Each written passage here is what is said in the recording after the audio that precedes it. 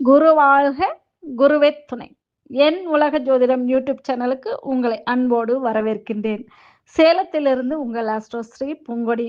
இந்த பதிவு என்னன்னா, உங்கள் ஜாதகத்தில் பிரேத சாபத்தை எவ்வாறு அறிந்து கொண்டு அதை எப்படி தீர்க்கலாம்னு இந்த பதிவுல கேட்டு தெரிந்து கொள்ளலாம். ஒரு ஜாதகத்தில் பிரேத சாபத்தினை மாந்தியை கொண்டு தெரிந்து கொள்ளலாம். மாந்தியின் பார்வை பெற்ற கிரகங்களும் மாந்தியுடன் சேர்ந்த கிரகங்களும் பிரேத சாபத்தினை பெறும். பிரேத சாபத்தை பற்றி ஜாதகத்தில் தெரிந்து கொள்வது எப்படி எனவும் பார்ப்போம்.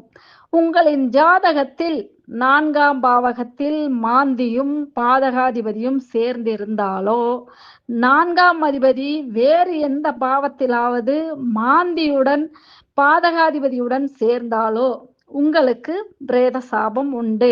அந்த பிரேதம் எவ்வகையில் இறந்து சாபத்தை உண்டாக்கியது என்பதையும் ஜாதகத்தில் அறியலாம்.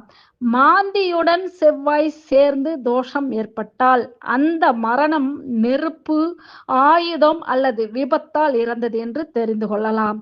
மாந்தி சனியுடன் சேர்ந்து தோஷம் ஏற்பட்டால் தூக்கில் அல்லது நோயில் இறந்தது பற்றி தெரிந்து கொள்ளலாம்.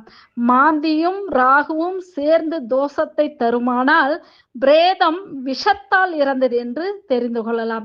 இவ்வகை பிரேத சாபம் நீங்கள் வசிக்கும் வீட்டில் மகா மிருத்யுஞ்சய யாகம் செய்து யாக கும்ப நீரை குடும்பத்தினர் அனைவரும் தலையில் தெளித்து கொள்ள வேண்டும்.